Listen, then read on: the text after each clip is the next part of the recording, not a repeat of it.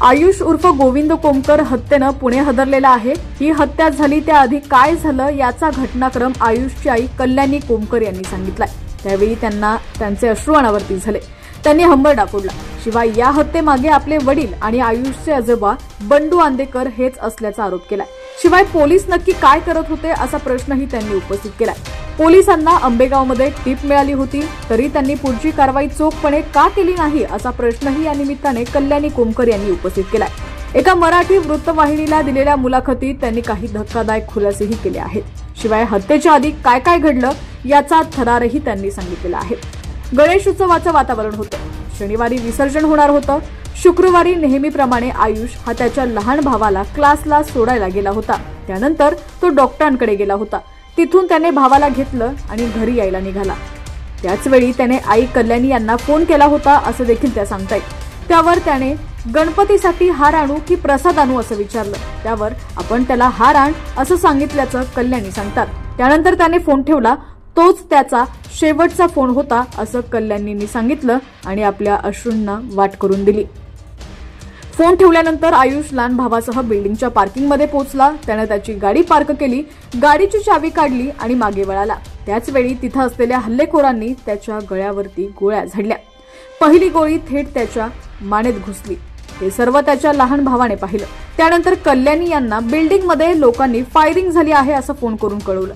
Firing झाली आहे म्हणजे ती आयुषवरच झाली असणार असा अंदाज आपल्याला आला असं कल्याणी यांनी सांगितलं। त्यानंतर धावत मुलीसह मी पार्किंगमध्ये पोहोचले। तिथं जे पाहिले त्याने आपण सुन्न झालो। आयुष रक्ताच्या थरोळ्यात पडलेला होता। माझा लहान मुलगा मदतीसाठी ओरडत होता। कुणीतरी वाचवा अशी याचना करत होता, पण कुणीच पुढे आलं नाही असं कल्याणी यांनी सांगितलं। त्यानंतर आम्हीच पोलिसांना फोन केला, रुग्णवाहिका बोलवली, पण जवळपास पाऊण तास कुणीच आलं नाही। तोपर्यंत आयुष तिथंच पडून होता। मला काहीच सुधरत नव्हतं असं त्यांनी सांगितलं। त्यानंतर पोलीस आले। आयुषला हॉस्पिटलमध्ये नेण्यात आलं। तिथं त्याला मृत घोषित करण्यात आलं। त्याने आम्हाला धक्का बसला। आयुषचं कुणासोबतही वैर नव्हतं, तरीही त्याचा मर्डर केला गेला। हे सर्व कृत्य आपले वडील आणि आयुषचे आजोबा बंडू आंदेकर यांनीच केला असल्याचा आरोप कल्याणी यांनी केलाय। ज्या मुलांनी हा मर्डर केला ती आंदेकरचीच माणसं आहेत। ती त्यांच्या बरोबर वेळोवेळी दिसून आलेली आहेत। मर्डर करण्याच्या काही दिवस आधी ते आमच्या बिल्डिंगमध्ये दिसली होती असंही कल्याणी यांनी सांगितलंय। बंडू आंदेकर हे या खुनाशी आपला काहीच संबंध नाही। मी माझ्या नातवाला का मारू असं सांगत आहे। मग गेल्या 5 वर्षात त्यांना आपल्या नातवाची आठवण का झाली नाही, ती आत्ताच कशी झाली असा प्रश्नही त्यांनी उपस्थित केलाय। तुम्ही नाही तर मग माझ्या मुलाला कुणी मारलं अशी विचारणा देखील कल्याणी कोमकर यांनी केली। हे सर्व आंदेकरांनीच केलं असल्याचं त्यांनी पुन्हा एकदा सांगितलं। वनराज आंदेकरच्या खुनामध्ये आपल्या कुटुंबियांना गोवलं गेलं। घरातल्या सर्वांना जेलमध्ये टाकण्यात आलं। गेल्या 1 वर्षापासून ते न केलेल्या गुन्ह्याची शिक्षा भोगत आहेत। माझ्या नवऱ्याची सर्व कामं याच लोकांनी काढून घेतली होती। आयुषचा मर्डर करणारी माणसं ही त्यांचीच आहेत। हे त्यांनी कुणाच्या सांगण्यावरून केलं असं हे त्यांनी विचारलं। सोनाली आंदेकरलाही अटक करा अशी मागणी त्यांनी केली आहे। माझ्या मुलाचं कुणाबरोबरही वैर नव्हतं। 5 वर्षानंतर तुम्हाला माझा मुलगा आठवला का असंही त्या म्हणाल्या। भांडणं मोठ्यांची होती, लहान मुलांचं त्यात काय चुकलं असंही त्या म्हणाल्या।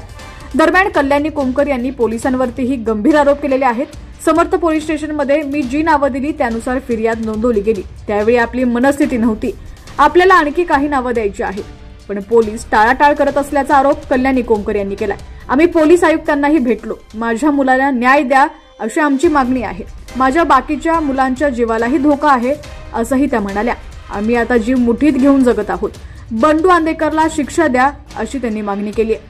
पोलिसांना माहिती होतं की आंबेगावला एक कट उधळला गेलाय।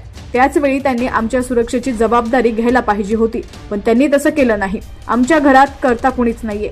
सर्वजण जेलमध्ये आहेत। त्यांच्या विरोधात कोणताही पुरावा मिळालेला नाहीये, तरीही ते शिक्षा भोगत आहेत। हा आमच्यावरती मोठा अन्याय झालेला आहे असं देखील त्या म्हणाल्या।